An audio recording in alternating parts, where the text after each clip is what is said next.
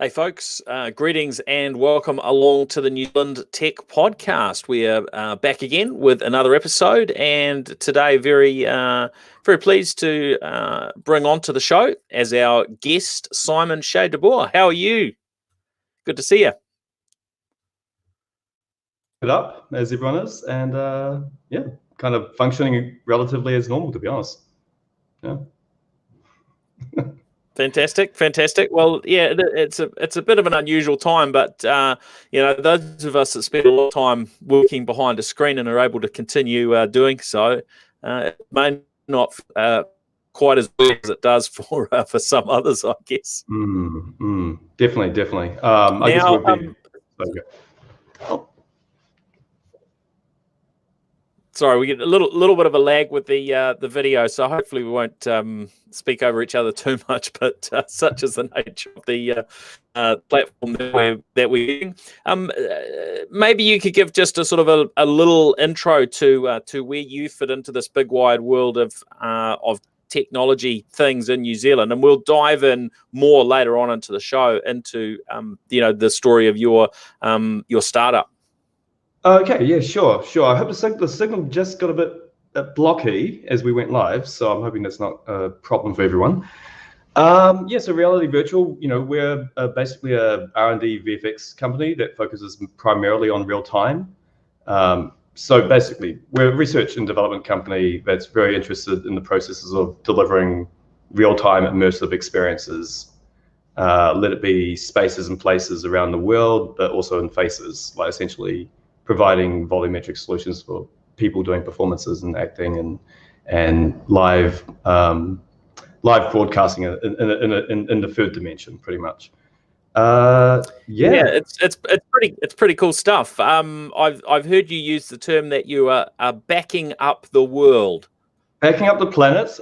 They must redo that edit. It's back up the planet. Hashtag back up the planet. So basically for the last 3 or 4 years, I've been running around the planet and scanning, acquisitioning, or what we call encapsulating a multitude of different environments around the place. Such notable places as Nefertari, Queen Nefertari in the Valley of the Queens, and King Tut, that I'm sure everyone knows about. We actually got a Lumie Award earlier this year, the prestigious Lumie Award, for best VR, best virtual reality educational application. That's awesome. So that was pretty cool. Yeah. And 8 months ago, me and my CTO my chief technology officer were running around the Large Hadron Collider, CERN. We've done numbers of locations. We've done a number of locations locally, St. Matthew's Cathedral, Sir James Wallace the Homestead. Just a bunch of them. Cool. Very cool. Yeah. We'll delve into a little bit more of that later on in the show. Now, I just wanted to give a shout out and appreciation to our show partners who are Sumo Logic, Vodafone, Spark, Vocus, HP, and Samsung. Now, it's those firms that are making the New Zealand Tech Podcast possible, and also getting behind the tech community here in New Zealand. So, big thank you to those brands for their support and participation. Now, we're going to jump through and sort of chat about some of the tech news of the week, and then dive into really hear a bit more of the story of Reality Virtual and your recent success and funding that you've achieved, which is pretty exciting. First up, I started speaking on the last episode about a little gadget that I've got in my hand here that sort of looks like a half-size smartphone, and that's because it folds up, and it's the new Samsung Galaxy Z Flip, and I don't know. This sort of caught my attention when Samsung unveiled this to me alongside the new Galaxy S20 series ahead of their public announcement. Would be going back, I guess, a couple of months now, and finally got it in my hands last week, and I've had a bit of a chance to play around with it. And I got to say that there's just something about this technology. We've heard about folding screens and, you know, flexible screens and so on for so many years, but now it's here. And I mean, this is the second folding phone from Samsung, but this one seems to actually be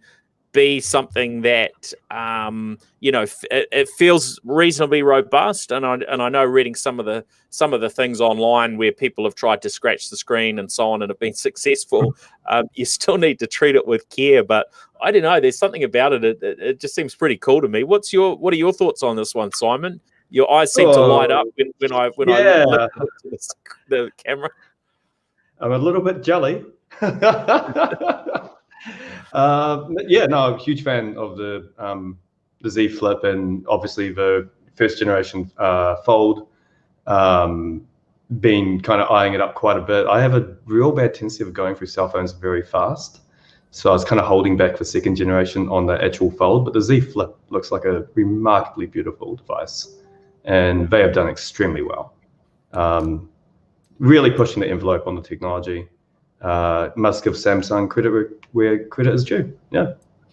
Yeah. Well, I mean, I think, you know, we're in a time where, I mean, it's fair to say it wasn't so exciting with the new product announcements in terms of, oh yeah, there's another new phone, another new phone, another new phone. They all seem to be sort of so similar. So yeah, the Galaxy Z Flip definitely it's, you know, it's definitely a little bit different from what we're kind of, you know, bit of a my brick. And look, I think, you know, bring it on. Yep, some people will say it's a bit of a gimmick, and I would say, yeah, to a degree, it is. There's a bit of going retro with having the flip phone in there. Does it have all the things of our absolutely top phones in terms of cameras and whatnot? No, but it's it's still a pretty reasonable phone in terms of performance. 256 gigs of storage. But yeah, you've got to be pretty committed to buy it. So it's launched into the New Zealand market at $2,400. So it's by no means a low cost device. It's very much in that premium, flagship type price range. But I'm sure they will be selling a few of these in the local market, as they will be around the world. But you know, their numbers, I doubt, are going to sort of compare with a lot of the other phones. But I don't know. We'll see how it goes. Seems like a nice phone to me. Now, the other phone that I wanted to mention this week is because the Z Flip now has been officially available in New Zealand for a week or two. Technically, although reasonably hard to get hold of things at the moment with being under lockdown. Certainly can't walk into a store and pick it up. No. Is the new iPhone, the iPhone SE or SE2, as some people are dubbing it, because it's their second generation of the iPhone SE, and launched into New Zealand. It seems, I don't know, maybe this is exchange rates and GST and everything on top. Launched in the US at $399, landing in New Zealand at $799, which I don't know, feels like they could have.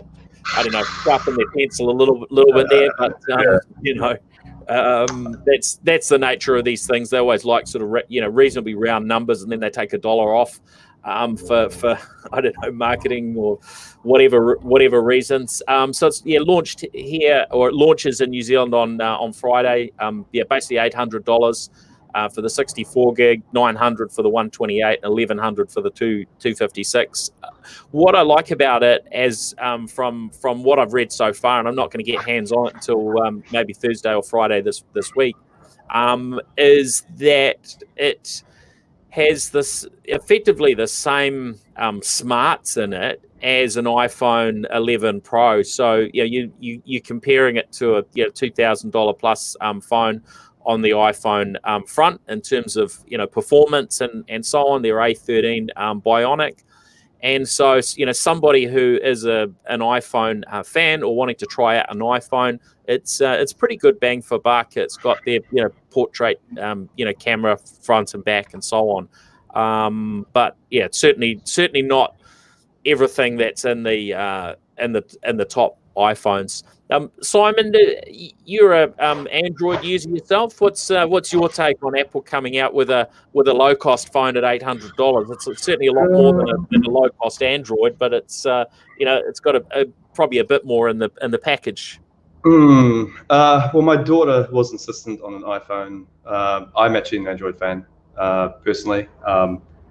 Have always been pretty much Samsung, I guess. But actually, look, honestly, I'm gonna completely butcher this, but the Xiaomi M9 Pro and M10 Pro, like, I mean, this is why I didn't go straight for the.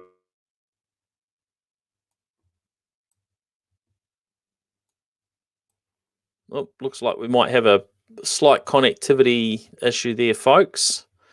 Hopefully, Simon rejoins our stream very soon. Such is the nature of the internet. We can't all get into the studio, even though it would have been wouldn't have been far to go to being in the studio today. Of course, we're under lockdown. While we wait for Simon to rejoin the stream, I'll jump onto the next topic, which is the announcement from Australia's competition watchdog, and this was pretty interesting actually. Is that Australia are saying that they're basically going to compel Facebook and Google to pay media outlets for news content. Now, this is the sort of thing that really a lot of media have been pushing for, and are saying, look, it's just not fair that that Google and Facebook get to make loads of cash off the back of our content, and yet these media outlets themselves are struggling to actually stay afloat, and particularly in these times of COVID-19, where it's even harder to find advertising dollars and so on. So yeah, pretty challenging times for the media, but this approach could well help if Australia is actually able to force Facebook and Google to start sharing some of their advertising revenue with the media outlets whose content they end up basically featuring, and generating some of their own advertising and money out of. So yeah, it's a little bit of an interesting scenario there, and I'm certainly very, very keen to see what happens. Just messaging Simon Shea there to see whether he can rejoin the stream. Let's see how his internet connection's going. Hopefully he can pop back into our virtual studio. Oh, here we go. Let's have a look. I have no idea. I guess you do not mention a Chinese brand phone while podcasting on iTunes, right? that was nutty timing. I'm plugging in. Sorry, just give me a second. My computer's fully rebooting. That was very spooky. Strange times. Sorry for that. Yeah.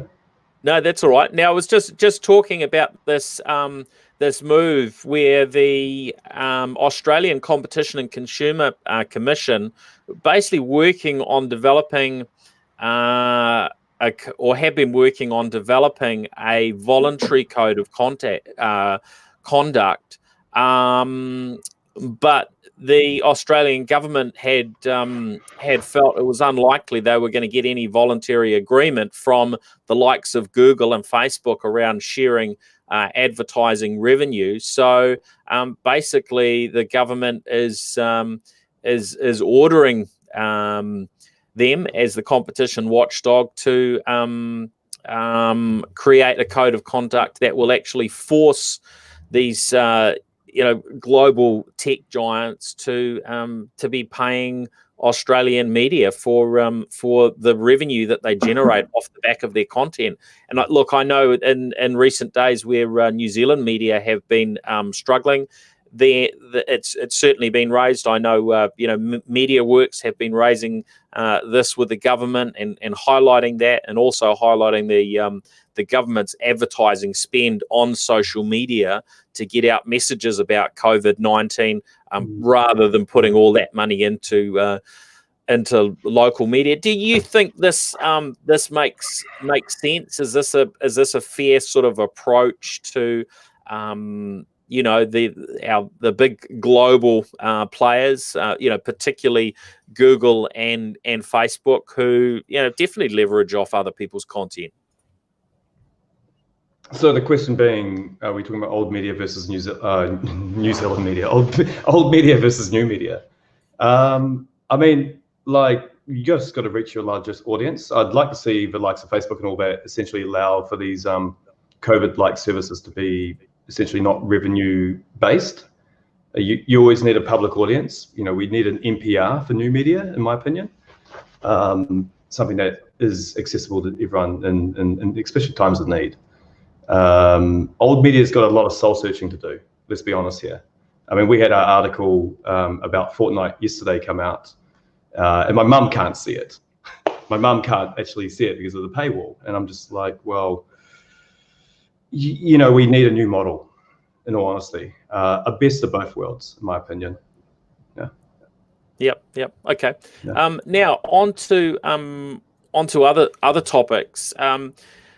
This is one area I think is quite fascinating. Was the data that Google have collected in terms of effectively people tracking, but not in a horrible sort of spooky way, as we usually get concerned about some of the things that big tech companies do in terms of their data. But where it's very much anonymized, and where we're seeing these a few graphs that have sort of been published that show how much people aren't leaving their homes, and it's been done on a sort of country by country basis. But quite encouraging to see that data.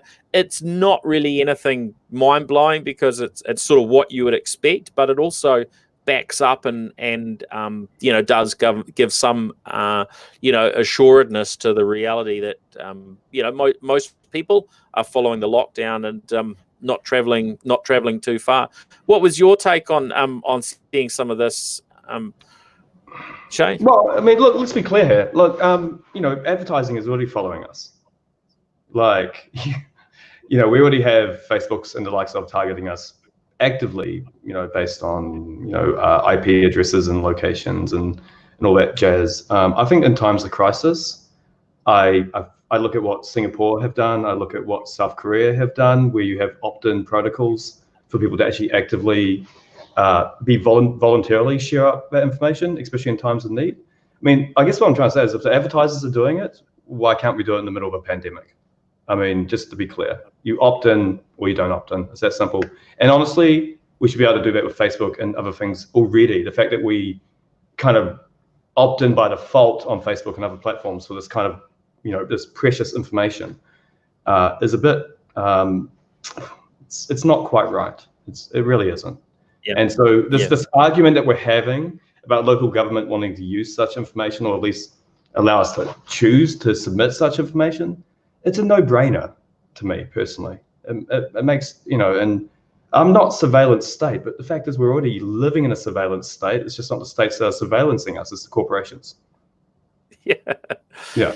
Yes. Yeah. I mean, I do like the approach that has been taken in Singapore. I know Australia have followed that, so they've got their contact tracing app. Nothing's really happened in New Zealand. I'm not sure exactly why we've stepped back from that. You've got Google and Apple working together, on an underlying offering to facilitate that.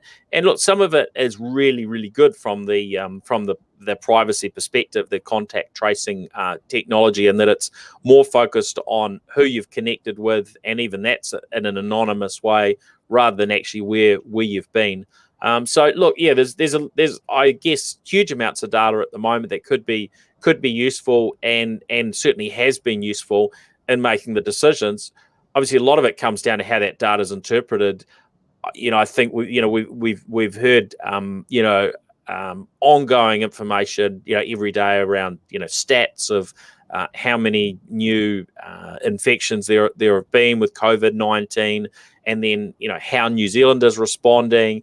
And for those that are looking further afield, which I think most of us are to a degree, it is quite fascinating to see the approach that New Zealand takes with our data versus how Australia takes it versus how UK takes it versus how, say, Taiwan. Taiwan is a really interesting one because, for varying reasons, we don't tend to give too much coverage to Taiwan. Yeah, which is a little shocking. Sorry, just said the way. Yeah. Political aspects to that I'm picking, but the massive population compared to ours, yet infections lower than ours, and there are obviously some real differences in terms of culturally and how they operate compared to how we live. And of course they've had to deal with SARS and past things, but they really seem to have it down there, and to an even a dramatically greater extent than what China did on a per capita basis. So really, really interesting, but it's really hard, I think, at times to join up the dots and make good decisions. Fortunately, here in New Zealand, we've been in a pretty good state in terms of infections. Unfortunately, some deaths now over the last couple of weeks. That's increased. But you've got to imagine that there's a lot of numbers that are being crunched and looked at by Ministry of Health and by the government, right? Yeah. Okay. I wasn't sure if that was a question or a statement, but So, look, Taiwan's done really well. It's I talk to friends and parties in China about it quite a bit, with a little bit of pullback, I guess. But so is the nature of the political beast right now that we're living in. I do believe Taiwan definitely gets to should be having a bit more recognition than they are getting in regards of how well they've actually done. But WHO and the rest of it, it's a bit of a political statement. I'm going to kind of just be a little bit shy of that one, because I've got a lot of good friends in China. So just to blatantly say it, I was actually meant to go to Shanghai on the 17th of January to propose to an ex-girlfriend, out of all things. So it was a bit of a drama situation where obviously I was going to go down there and do that in Shanghai, and then go spend time in Chinese New Year's together, and finally meet her family, and the brakes were on. So yeah. Wow. Yeah. Sorry to hear that hasn't. Oh no, that hasn't okay. We're still on WeChat. We're still chatting away. She still knows. I mean, she's gonna see this. She's well aware of the situation. The technology still helps, right? Yeah, the technology still helps. I mean, I've been, I have pretty good lines of communication in all those respects. So it's nice. Yeah. Yep. Yeah. I mean, I think everywhere you look with this COVID-19 situation, the threads of technology are in there, and in all sorts of ways. And often we won't know exactly how much technology is being drawn on for particular decisions, and it is sometimes hard to wonder why governments make particularly different decisions. And sometimes there's certainly an element of luck in the picture of how things land, and sometimes it's smart interpretation and use of the data. Now on to a couple more things, sort of in terms of local interest. Network for Learning, or NFL as it's they're often abbreviated to. They're the government-funded entity that provides broadband into the education market, well, particularly our schools here in New Zealand. And part of what they've provided for a long time is a level of safety, I guess, so that kids that are wandering around online, hopefully don't wander into stuff that's maybe inappropriate for them to see in their younger years. And I thought it was quite interesting that they've announced that this filtering service that they provide for schools has been opened up, so that those who are educating their children from home, which there's certainly some new connectivity being put out to homes where people maybe haven't traditionally been able to afford the internet.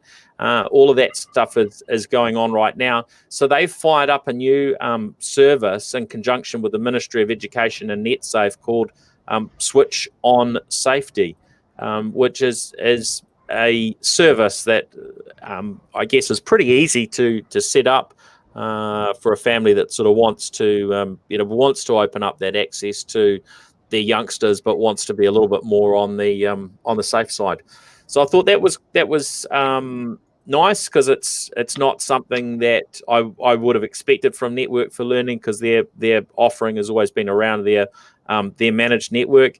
And then the other thing that's to do with the current times is there was an announcement out of one of our ultra-fast broadband providers, Enable, and I guess we're getting different messages from different parts of industry around how they can help people during this time. But they're saying they're putting their wholesale broadband price increases on hold at this time. And also have options there for businesses not having to disconnect and so on. So yeah, I mean there's just so many things going on around New Zealand, as I'm sure there are in other parts of the world, to try and keep businesses operating, to try and keep people employed, to take some of that pressure off individuals that are getting caught with bills that they maybe are struggling to pay. Simon, how what have you seen in terms of challenges? I mean, your business has just recently received some funding. If you hadn't ever received the most recent funding, how much pressure would this COVID-19 situation have put you under? Applied for the wage subsidy a few weeks ago. We're still waiting on it. So I don't really know what's going on there. They sent the application saying, yeah, we've seen your application, but I'm still waiting for my call to confirm yay or nay. Luckily, we did know that we were in the running for the mega grant for quite some time. Rowan saying that it keeps my 4 or 5 guys well and solid for the next year. But it's we in our position, especially in the work that we're doing, we really should be in a realm of expansion right now. We haven't seen any government support, to be perfectly honest. And I've tried to do other avenues, but there's just a lot of chasing around, and it doesn't make it any easier that it's almost impossible to talk to a human being right now when you're dealing with MSD or the rest of it. I think a lot of the bigger entities are basically getting a better shake and faster responses to all of this. I don't know, but in saying it, look, I have huge admiration for what our government is doing and how they've actually been managing all of this. And I think we might just be a little bit out of the spectrum in regards to that. And we are a small, technically we're a small entity in New Zealand. All of the guys have been on contract rather than PAYE. Most small startups struggle with PAYE, to be perfectly honest. And so we might be under the radar. I have huge amount of patience, though, in regards to all of that. Though we're hoping that, we do see some local support come by. Luckily, the likes of NVIDIA and Epic Games and Amazon Web Services have actually been helping us out for quite some time. It does create unique problems, though. Obviously, we're in the business of encapsulating real-world environments. The last few years have just traveled for years, so that's kind of a bit off the cards right now. Luckily, we have a lot of stuff that we can work on while we're here, and we do have New Zealand that we would love to encapsulate and give the rest of the world as an export. you know, because we are one of the first characters out. So, you know, we're one of the first countries out the door. So, absolutely. Just a little tip. There might, you know, this may relate to you. It may relate to some listeners' businesses. But for those that do have contractors, my impression talking to Max Whitehead, who's a bit of an employment expert and you know, advisor type guy. In those cases, individuals might be able to apply for a subsidy themselves. So it may come through that track, because I know some businesses have been getting the government subsidy through, you know, within like 24 to 48 hours. So it might be that's a track to go. You know, so we're not entirely sure. We suspect it's something like that as well. But, you know, in all respects, most people in hospitality and other aspects, you know, and most people on contract, let's be honest here. Especially the people who actually probably need the grant more than others. You know, PAYE has this luxury. This contract is a thing. And so the guys have actually tried to do individual processes of that as well, but with no luck. So it's a massive ramp up. It's okay. Luckily we luckily we got the mega grant. Well, I want to delve into that now, is to hear a little bit about Reality Virtual. Maybe you can start out with the background. How did you get started? I know you've been around for, you know, a good few years now, and you know, what's that journey kind of look like to get to where you are now, and you know, now really, you know, gaining a lot more attention globally. Oh no, we've always had global attention. To be clear, you know, so yeah, we've always been in that respect. I won't get into how I got into this, because that's, you know, it's been well documented, and it will be coming out in a soon to be released TEDx talk and all that kind of jazz. And it's also a very personal story, and it's one I don't actually like to share too often, because it was a real, it was a difficult process of entering into it. It was you know, basically, you know, when you get handed lemons, you make lemonade. So a personal tragedy. So, but I mean, in regards to, I mean, how do I answer that question?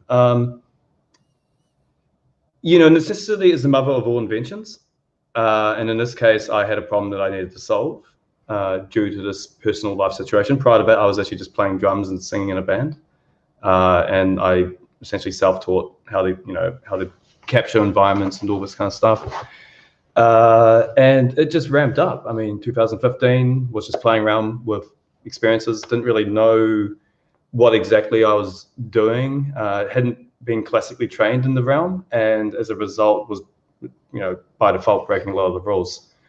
And just started showing stuff off on the internet, and NVIDIA, about 3.5 years, picked up on it, and we produced this beautiful experience called Mana VR, which had this beautiful Maori lady singing to Kalinga on this beach with waves crashing and the rain is pouring down. And so, you know, to do that experience alone, we invented a host of different technologies, including, you know, RGBD, hybrid volumetric video techniques, and obviously photogrammetry, which is a big word I know most parties won't catch on to, but basically this ability of, you know, taking thousands of photographs, and from these photographs we're able to extrapolate immensely detailed 3D environments. And where others have struggled with the amount of data that you get from this is that how do you make it run in real time? And we really pushed that envelope of doing ultra realistic, photorealistic, real world environments running in real time. You know, and this is where Unreal Engine got into it, because we were showing off the graphic fidelity of what they're able to deliver, and really just pushed the envelope. And so, you know, I went from like a kid in his bedroom on the DPB raising his daughter and taking her to Freeman-based school every day, to, quite frankly, you know, Reality Virtual is well renowned as probably, well, I don't want to brag, it's a New Zealand thing, right? We can't, you know, humble brag. It's all syndrome. It's all Poppy syndrome. If I say, everyone's just going to block me, you know what I mean? Yeah. So, brag. We want to hear it. We're literally perceived. I mean, I can't even say it. We're literally known as the gold standard of ultra realistic real world encapsulation of real world places, spaces. And that's not us saying that, that's NVIDIA. So yeah, we've punched well above our weight, and we're literally just 4 or 5 guys who, up until a month ago, were just working out of a hacker house, smoking cigarettes out the window and drinking red wine late at night while eating copious amounts of pizza. And we've been punching our weight well above the likes of, I mean, it's crazy in New Zealand. We live in Weta's shadow. Like, we've talked to every major studio on the planet, but we haven't had a conversation with Weta. That's how crazy it is here. Like, I'll come back after like 9 months of flying around the world. I'll come back, and on one side there's a DPP form for me to try and apply for the dole because I've cut it. Well, I'm gone. You got to realize I'm legally blind, so the invalid's benefit was something that I was on for quite some time, just due to my disability. But I remember flying back, and I'd go into the airport, and there'd be the Idealog article, on the front page, and then like hours later, I'd come back and I got my WINS form, and I'm just sitting there with both of them. I'm saying something doesn't compute here. What's going on here? Like, how is it that, it's been difficult locally. It's been very difficult. But the work speaks for itself, and that's where I think people really need to kind of grasp what's going on here. You don't get this kind of support from Epic Games or NVIDIA or Amazon Web Services if you don't actually have anything, especially when you're not an established entity. When you're known as being a few lads and girls just, hacking away at this stuff. So, yeah. I don't know if that was a concise answer. I do apologize. I'm a little bit flustered today. So it's really interesting. And look, I think it's actually quite important to to hear some of the reality, right? I think when often when people hear about a successful technology firm, there isn't a lot of recognition of the journey that it takes to get to those pinnacle moments. But behind usually behind every great success story is an incredible amount of hard work and maybe some sort of hunger, hardship, or pain, or a huge amount of it, and sometimes sustained over quite a long period, and it really does take a huge amount of tenacity. And I've spoken to lots and lots of founders and leaders of varying startups and firms, and so I think that word tenacity is something that sort of keeps coming through. Those that are willing to just focus, stick at it. There are obviously lots of skills and aspects that need to come together to sustain things, but that is certainly a real common thing. So well done on getting to this point. And tell us about the this recent. Everyone wants to know about the money. I get it. Situation with Epic Games, because that's a pinnacle point that you've worked hard to obviously get that recognition and to get their funds behind you. I mean, it doesn't just come from doing something random. It comes because you guys have done some great stuff. Well, I mean, it's found in the relationships. I mean, once again, I don't mean to hammer on about this, but I find that the communication has been a lot more one-on-one. You spend time in Los Angeles and New York and San Francisco, and you're just, you're hanging out and having a beer and having conversations and going to Hollywood parties. I remember I remember meeting Kim, the CTO of Epic, and the creator of Fortnite, at this Hollywood party that I just managed to kind of jump into somehow.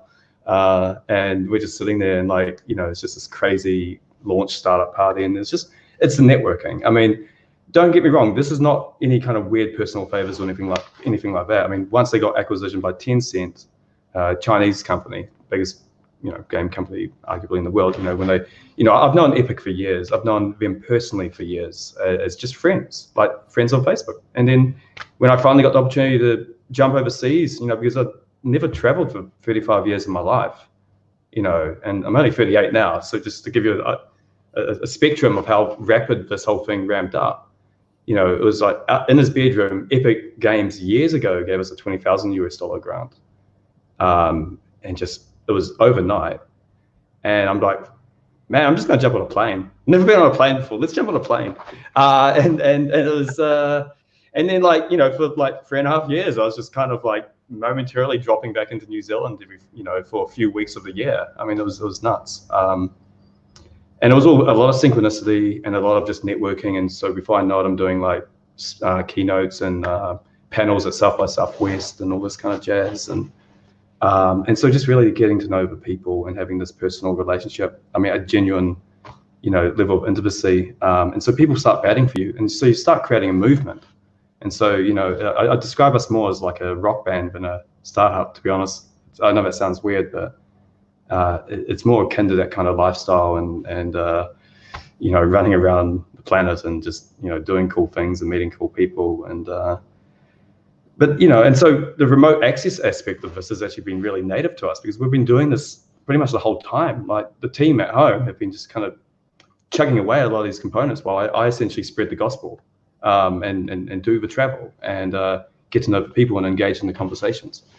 You know, I mean, like with Nefertari, you know, what was that, 2 years ago, 2 months ago, you know, I've just flown 29 hours.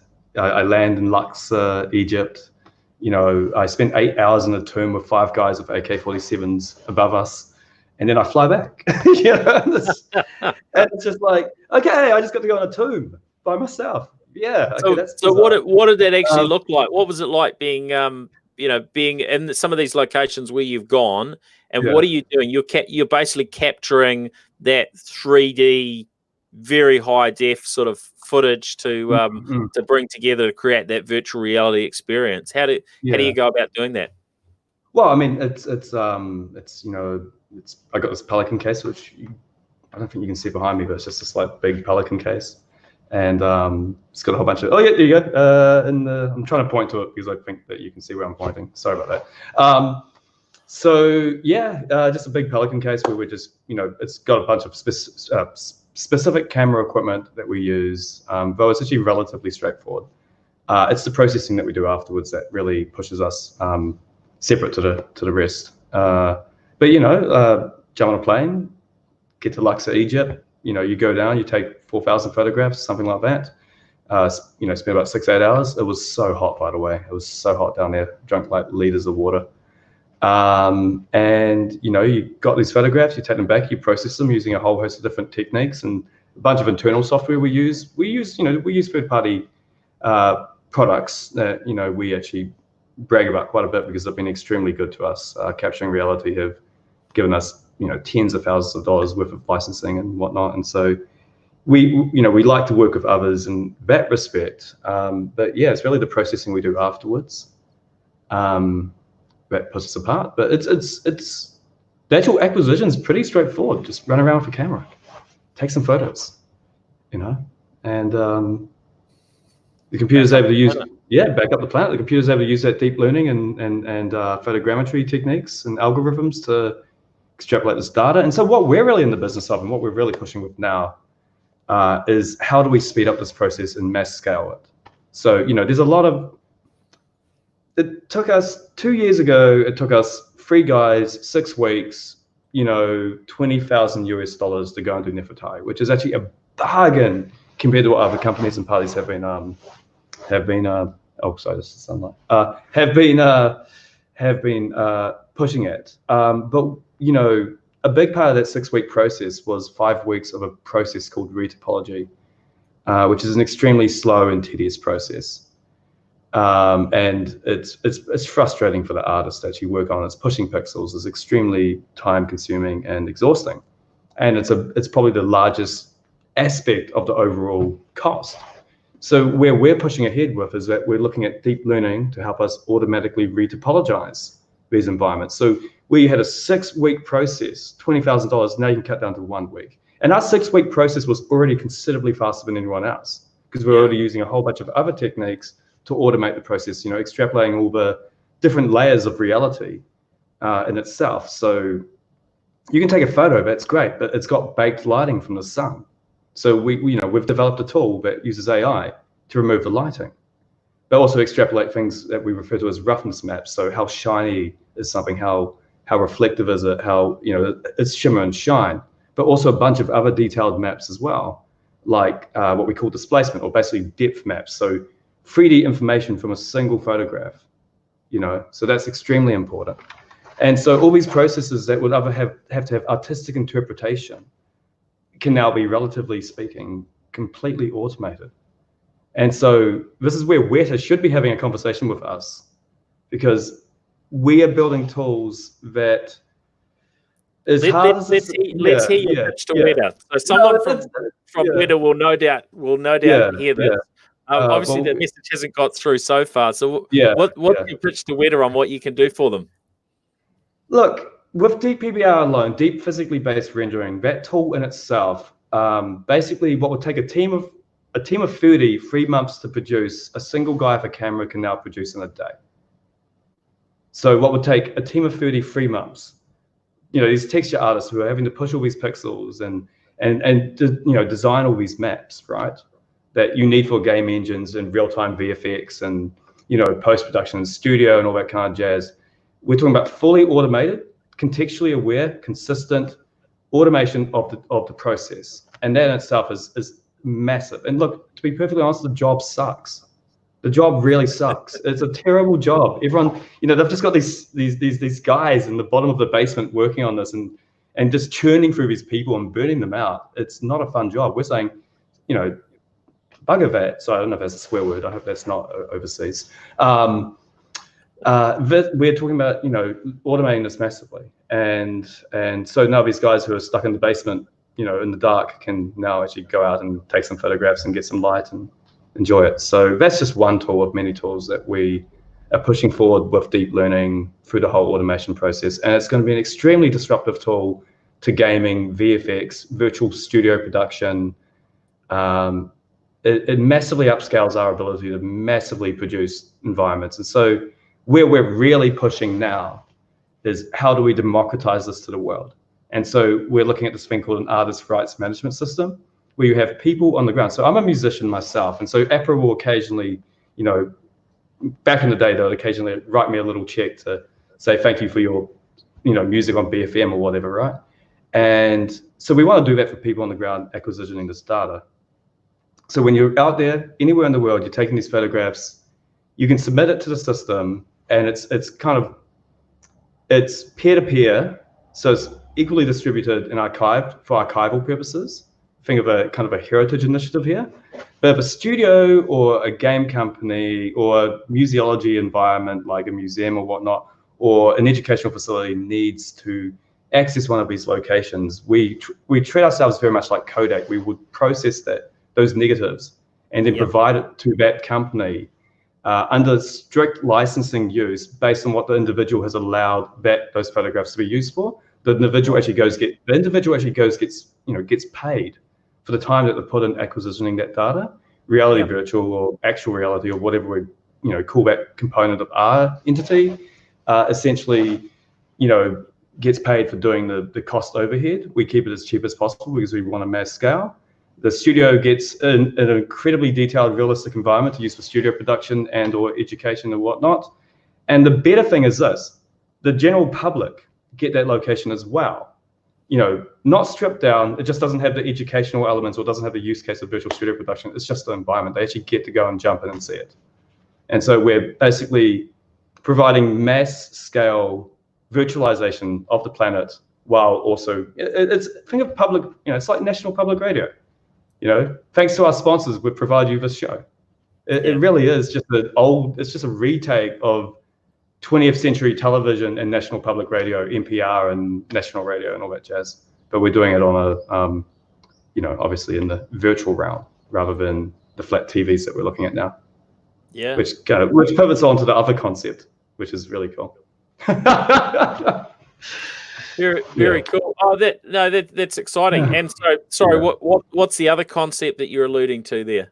Oh, well, you know, obviously Deep Mirror. So, you know, here we are having this video conference, and we're struggling to have eye contact with one another because it depends on where our camera is versus where the screen is.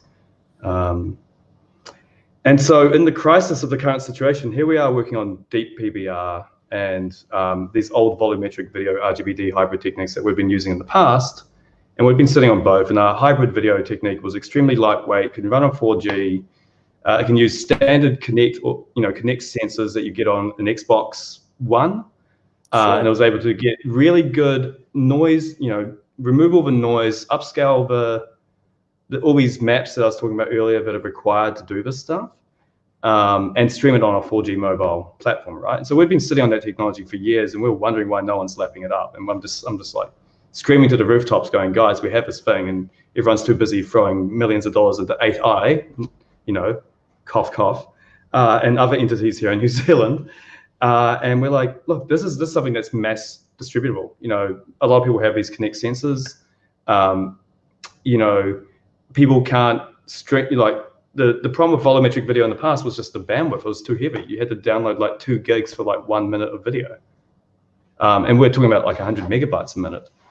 So, we're trying to say, well, look, if you want volumetric video and all this stuff to take off, you need to find a way to have indie studios and all the rest of it, be able to use this stuff. So that's something we've been working on. So when COVID-19 took place, here we are using deep learning to extrapolate all these, awesome details and maps, and we're getting this faster and faster. And we also have this volumetric video technique that we've just shelved for the last few years, sadly. And we're like, well, why don't we just go live? Why don't we just make this live? Why don't we use deep PVR to extrapolate all the maps that we need, all the 3D information? The fact that I can do this and extrapolate what its 3D is using AI in real time, and then I can use a volumetric technique to stream it on a 4G platform. It's basically what we refer to as dark mirror. It's basically an immersive one-on-one telepresence system that when I lean like this side to side, I'm actually seeing the different angles of your face. And when I'm going forward, we're both sharing an actual shared. Right. So you move forward, it's as though you're leaning in towards the person and you're sitting next to them. And this is just using a standard monitor and a standard webcam, because the webcam also knows where I am and it follows me. So the webcam, the screen update I get of you is pivoted, like as in real space. And so we refer to it as like talking through a sheet of glass to someone. And even more so where it gets interesting is we can do that in conjunction with lighting. So my lighting that you see on me, right? How do I describe this? The lighting that is kind of a bit of I see my lighting on you. My environment, the sun comes down that corner, it casts on your face on the same angle. You see your lighting on me. So it's not just the fact that we're sharing 3D space, we're actually sharing the same light. Yeah, sorry, I had to pause it. Dramatic. Yeah, that sounds pretty impressive. Well, that's definitely something you should be, licensing or, what have you. It definitely sounds like something that could be monetized. So, yeah. I mean, Zoom. Sorry, buddies. Look. This is something that we came to fruition, realized we could do in the last 3 weeks. So, I kid you not. I mean, the last 3-4 weeks, this literally just came about as a, necessity is the mother of all invention. I said it again. That's how I got into this in the first place. And so we know we have all these pre-existing technologies. We're just literally right now working on repackaging it to do this new thing. And so we're pushing for July as an early beta, though we're honestly, where we've had this gift from Epic and others, where we'd really love to see parties come in, is we want to rapidly upscale the business essentially. And we can tackle this in a year, but we want to tackle this in 3 months. And so what Epic's given us is it's given us support for a year for the current people we have. We want to, no offense, as a bit of an anarchist, we want to capitalize on the situation and really bring this to market as soon as possible. And so we're talking to local parties and all the rest to see if they can actually finally get behind this, and essentially match dollar for dollar for what the international brands have done for us. So good. Considering, yeah. So that's my plug. Yeah. All right. Well, good luck with that. That's cool. Yeah. That's pretty cool. Well, great to chat today. Look, I'm sure we could probably spend a lot more time talking because it's fascinating stuff. But we've kind of reached our end spot. Yeah. So look, for people that are interested in finding out a bit more about Reality Virtual, maybe somebody wants to get in touch to invest in some way or use your services. How do they? Where's the best way to get through to you?